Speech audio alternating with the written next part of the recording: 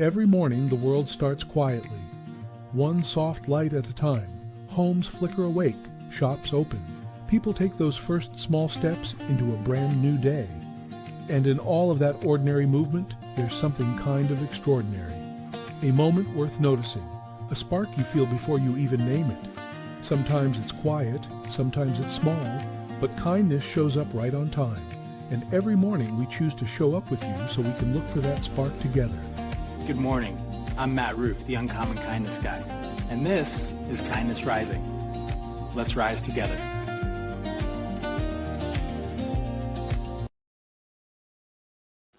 Good morning, everyone. Welcome to Kindness Rising. Today we are talking about connection. Good morning, Jess. Welcome in. I'm glad you're here. Are you ready for a Who in the World today? You got your sports hat on? We're going to do a sports clue today, but we are talking about connection first. Not the easy kind, not the connection that happens when everyone agrees, but the real kind. The kind that survives disagreement and survives mistakes and survives distance. Because whether it's a family, a friendship, a workplace, a community, or an entire nation, every group eventually faces this same question. What holds us together when forces are pulling us apart? Let's rise. Good morning. Welcome in. Kathy, how you doing?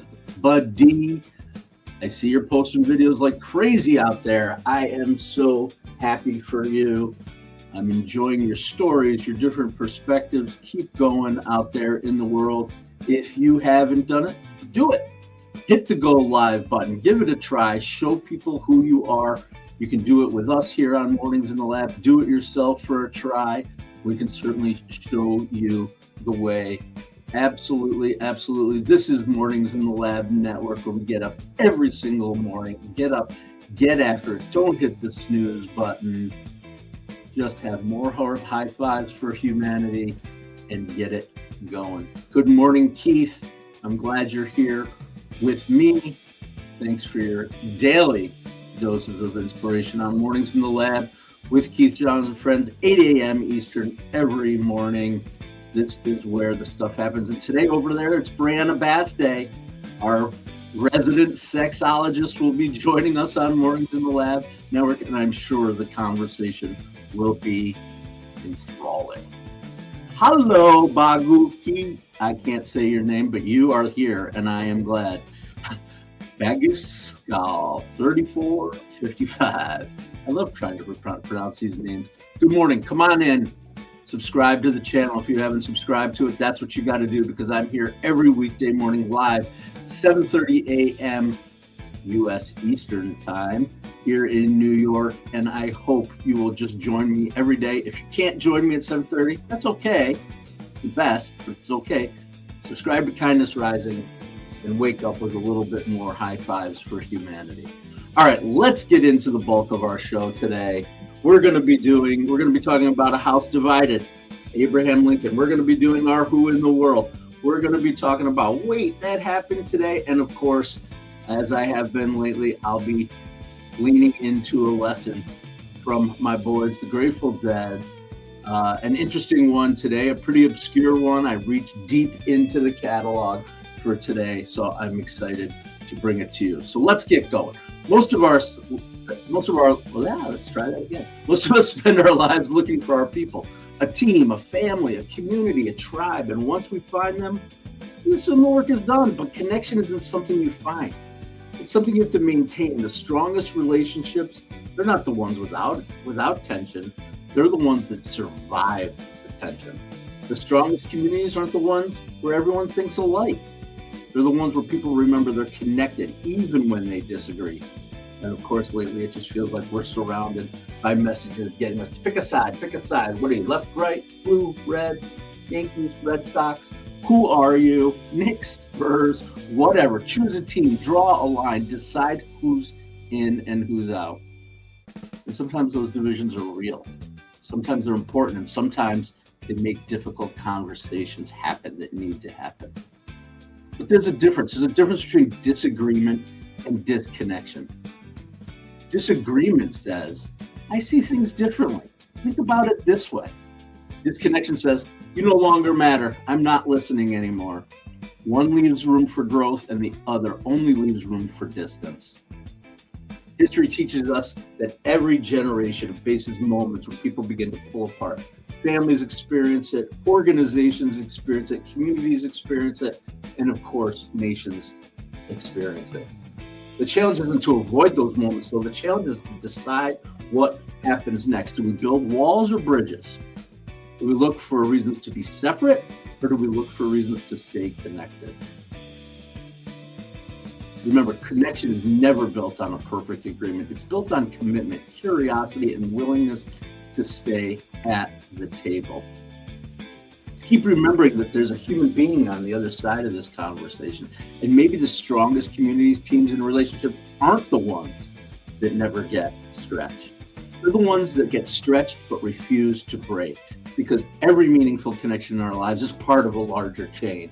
And every act of kindness helps keep that chain unbroken. All right. Stick around. Thanks for sticking and listening to me. We're going to be talking more and more about this idea of a house divided, of the unbroken chains that we build. That's what we're here to do today. But we're also here to have a little fun along the way. So we're going to drop right in with our first clue. We're leading into the sports world. I don't know if I've done a sports person yet. I do a lot of musicians, a lot of historical figures. Here's a person who throughout my life, just making a connection throughout my life, has been an inspiration at times and a disappointment at times for me. And we'll talk about it once we guess who it is. Our first clue of the day in our Who in the World. This person attended Arizona State University, where he won 3 NCAA national championships in an individual sport. There it is, 3 national championships at Arizona State University, a Sun Devil who dominated in his sport. Can you guess it? Take guesses in the chat if you want, or just keep thinking, because another clue is coming right up. Hey, good morning, Sully. What's up, buddy? Good morning, good morning, good morning, Dren Van. If you're out there, I know you are out there. Not if you're out there. You are out there. I see you. Subscribe to the channels. Follow Mornings in the Lab with Keith, John, and Friends. Follow Brianna Bass. These are the people who are bringing it every day. Cheryl Raphael Whitaker's coming in tomorrow, and Adam House, and Paul Riedner, and Sarah Barnes Humphrey. She's doing it too. These are the people building every day consistently on Mornings in the Lab Network, just like I do here on Kindness Rising. Let's get to our wait. That happened today.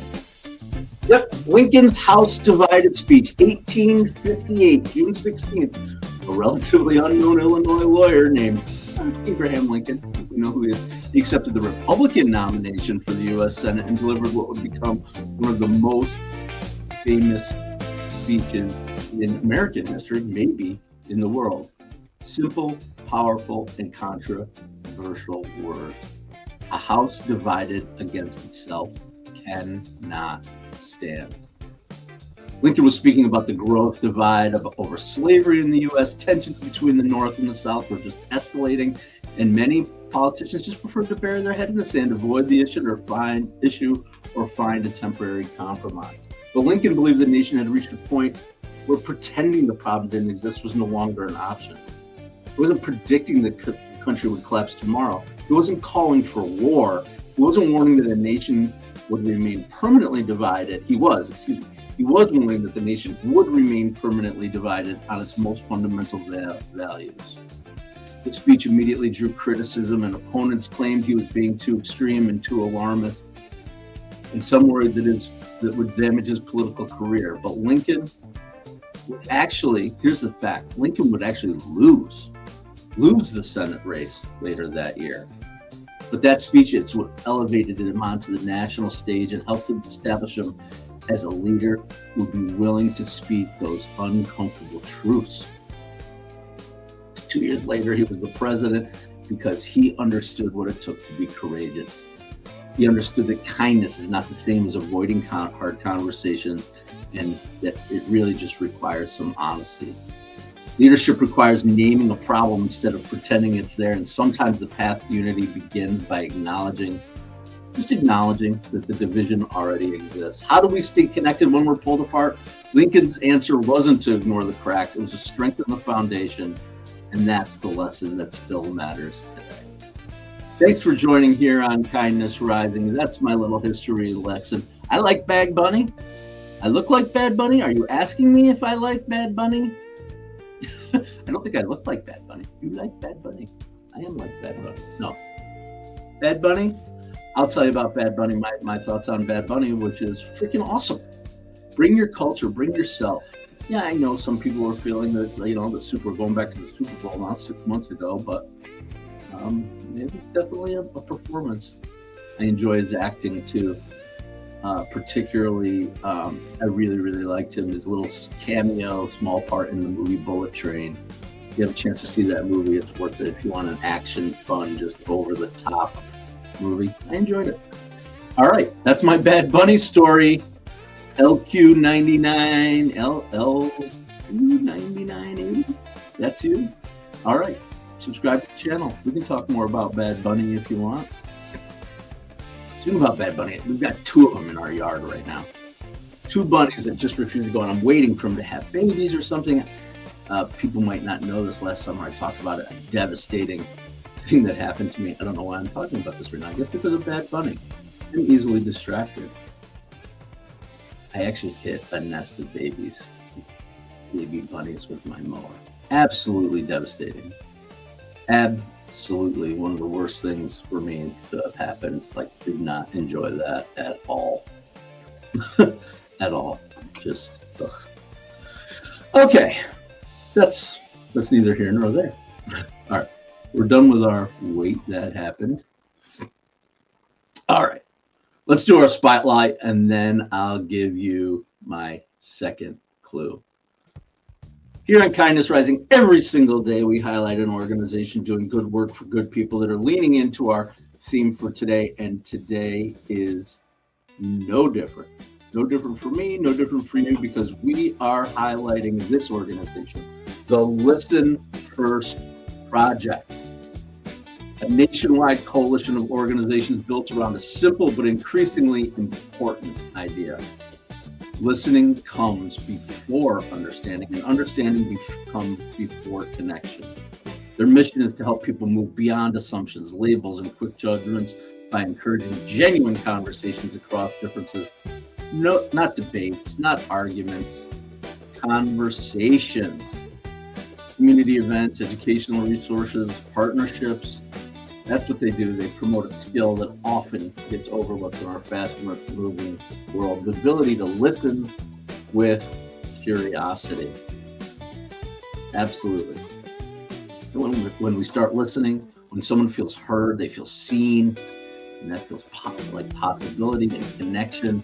It's true in family, friendships, workplaces, and communities. Again, the goal isn't that everyone agrees, but the goal is that everyone remembers there's a human being on the other side of this conversation. That's what kindness means. You are my kin. I see something in you that is also in me. So today's spotlight goes to the Listen First Project for helping remind us that sometimes the most powerful thing we can say is nothing at all. Sometimes the kindest thing we can do is just listen. All right, that's it. That's the Listen First Project. Thanks for listening to my Listen First. All right, let's get to our second clue. I got an itchy nose again today. Woke up, it was freezing this morning. Last week it was like 90 degrees, couldn't breathe, 85% humidity, 90 degrees. And today I wake up and it's like 40 and foggy. Welcome to upstate New York in June, in any time of the year. It could snow later for all I know, but let's get back to our clues. This guy, he attended Arizona State University and won 3 national championships in his individual sport. The second clue for today, He always plays the game his way. High risk, high reward, because boldness comes with being a lefty.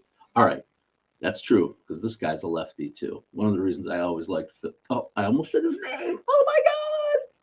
Just gave you another clue for the non-sports fan. One of the reasons I always liked this guy was because he played left-handed. But what I found out is that he's actually right-handed, and he learned by mirroring someone. Mirroring his father, actually learned how to play his game left-handed because he was doing it like a mirror. But in actuality, he's right-handed. All right. Interesting little nothing, probably. It's interesting. Does anybody have a clue? Anybody have a guess out there in my team? Who are we talking about? Who attended Arizona State University, won 3 national championships in his individual sport. He plays the game his way with high risk and high reward because boldness comes with being a lefty. All right. Second clue. All right. What are we into next? All right. I keep saying all right. That's a little tech. I gotta remember to keep tissues in here. Okay, people. Let's do this thing. Let's do it. Kathleen, stick around. You'll learn. It's okay. It's okay. I had a feeling when I developed this one today that some of our regulars here, like Kathleen, maybe Jess, I thought Sully might be interested. Keith might know. Who out there knows who we've got?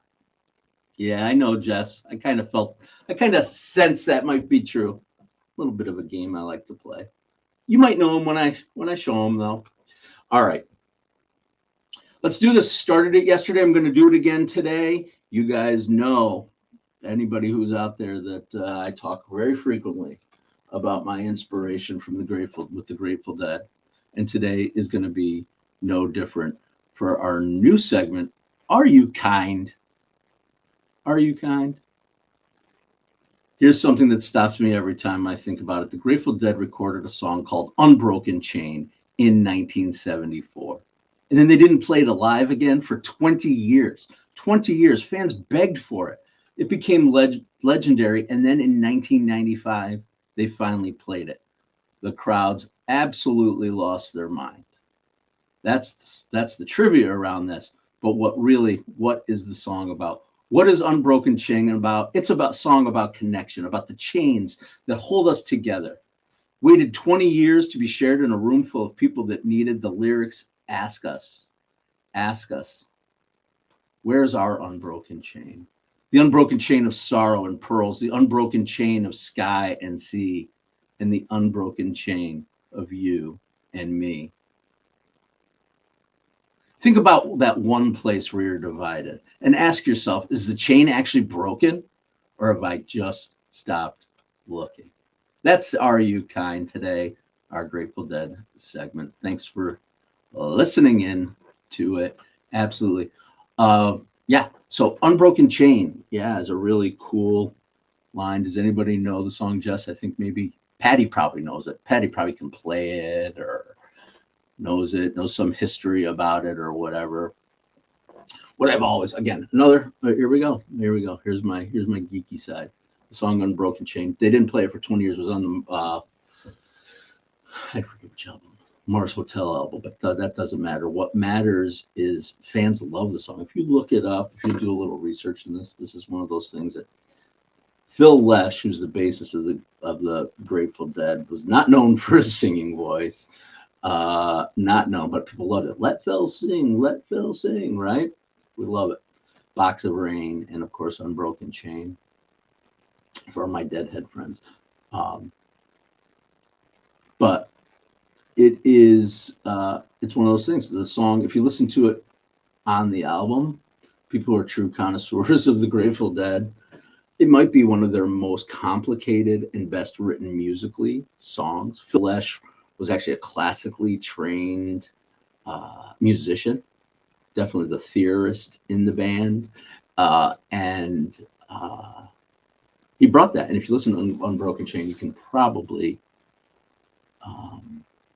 hear it if you pay good close attention. Yes, that's all I want to know, Jess. Are you kind? That's what we are leaning into right now. Go to the go to the channel, Kindness Rising channel.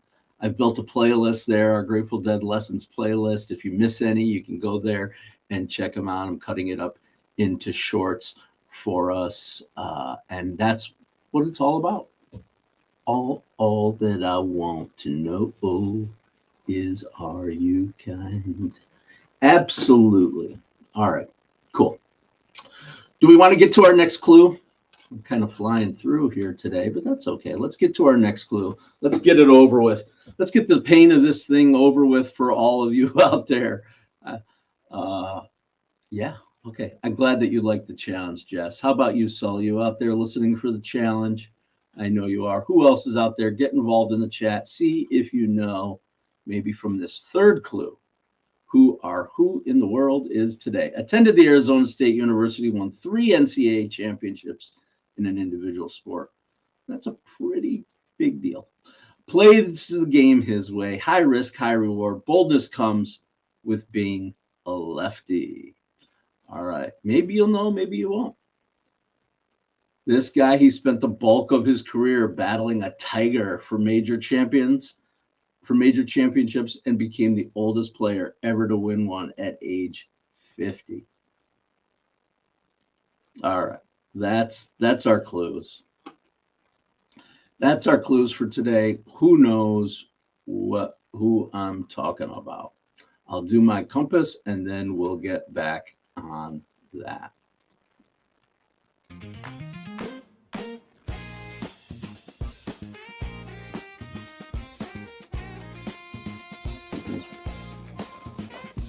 All right, the compass, the kindness compass, because we always move from thoughts to action here on Kindness Rising. These are 5 things, 5 ways that you can strengthen your unbroken chain today. 5 ways to strengthen your unbroken chain. Number 1, reach out to someone who you haven't talked to in a while. Just reach out. Just say, hey, I'm thinking about you. I did it the other day with some friends. I sent a little photo of something that reminded me of them, and man, did that start a chain. That chain that's unbroken, a chain of friendships that I've built over 35 plus years with my college, or almost 30 years. Number 2, ask a question and genuinely listen to the answer. Listening is a skill. People know when you're actually present and listening. You don't even have to say a word. Sometimes just being that ear can be the thing that you need to do. Number 3, thank someone who helped shape your journey. Talk about this one a lot too. We all come, it's a village. It takes a village. It takes a village for each one of us. And there are people out there who help shape your journey. Don't forget to thank them. Number 4.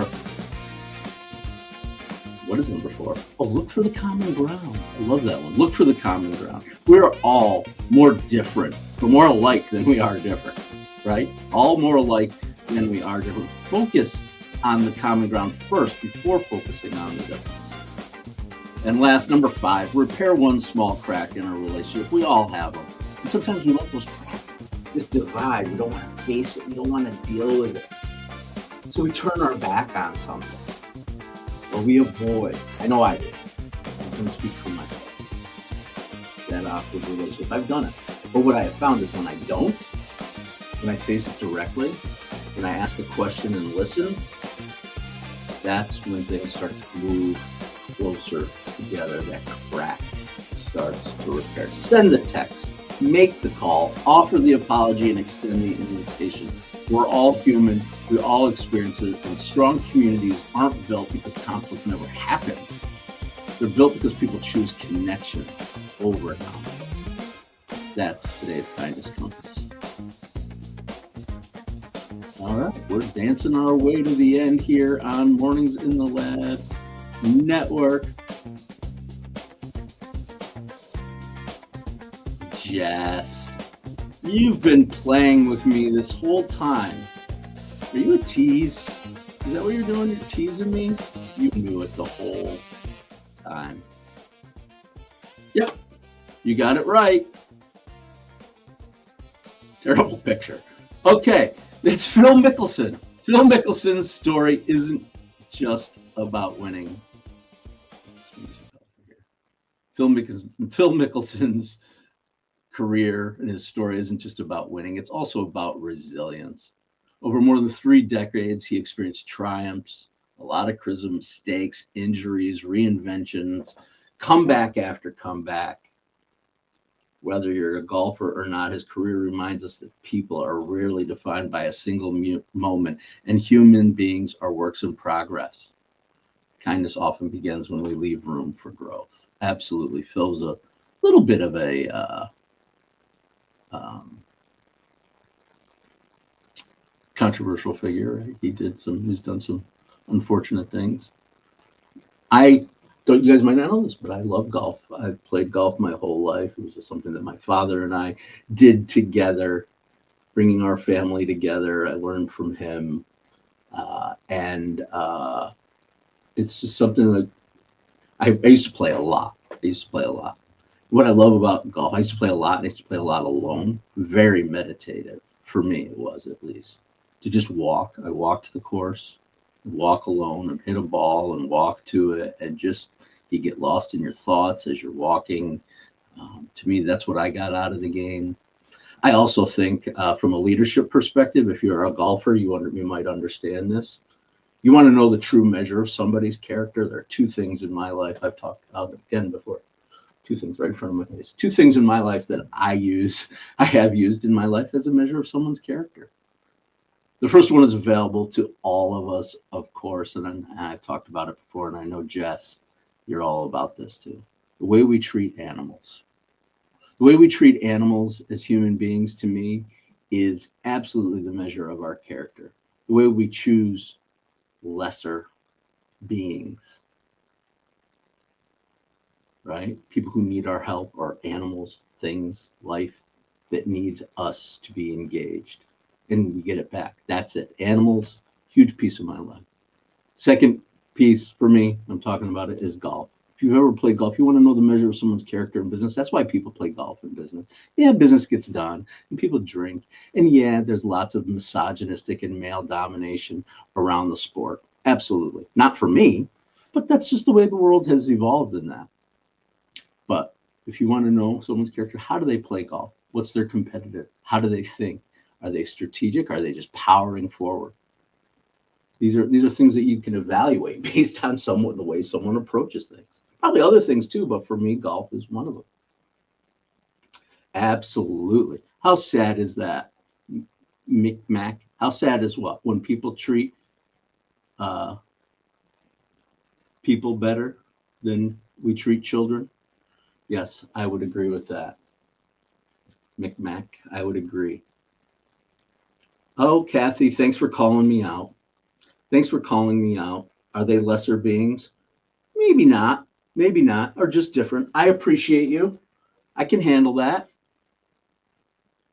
I can think of that. I think of, when I said lesser beings, I guess I meant in terms of intellectually developed, but are they? I don't know. It's a great question, Kathy. I wonder how other people feel about it. Thanks, McMack. I appreciate you. Come on back, 7:30 a.m. Eastern, every single weekday morning. Absolutely. I agree. There are a lot of people who feel that way, McMack. I know there are days and I would much rather spend time with my cats than certain other humans. And they learn and they give, and that's amazing. We'll talk more about animals. It sounds like maybe this is a subject that people want to talk about. Pets are a huge part of our lives, and the animals that are in nature and in the world. I talked about the bunnies in my yard. Okay, well, time. I didn't know I was going to be able to fill the time, but apparently, if I just start yakking about animals and golf and anything else, I can fill a half an hour without any kind of problem. Absolutely.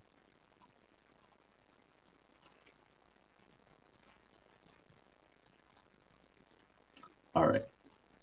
So let's do it. That's it. I'm sorry, I got a little confused. I missed something, but that's okay. I'll do it tomorrow. That's the beauty, is I come here every day, 7:30 a.m. Eastern. So if I miss something, I'll just get back to it tomorrow. We could do a guess the animal. Okay, you want to do that? Fine, Jess. You want to take over the show? You want this show to be yours? Fine, we'll do it your way. Cool. I love it. I'll do it. Yeah. Have a great day, everybody. I appreciate you all. We're going to get on over to Mornings in the Lab with Keith, John, and friends, but let me wind up this way today. Abraham Lincoln reminded us that a house divided cannot stand. The Listen First Project, they reminded us that connection begins with listening. And Phil Mickelson, he reminds us that people can grow beyond their mistakes and setbacks. The Grateful Dead reminded us that we were part of an unbroken chain. Are we seeing a theme? Today, before you write someone off, before you assume the worst, before you choose the door on a conversation, pause, listen, look for that connection. Because the strongest chains aren't made from identical links. They're made from different links that stay closely connected. And that's what we'll do tomorrow here on Kindness Rising, and every single weekday, 7:30 a.m. Eastern. But until then, stay uncommon and stay kind.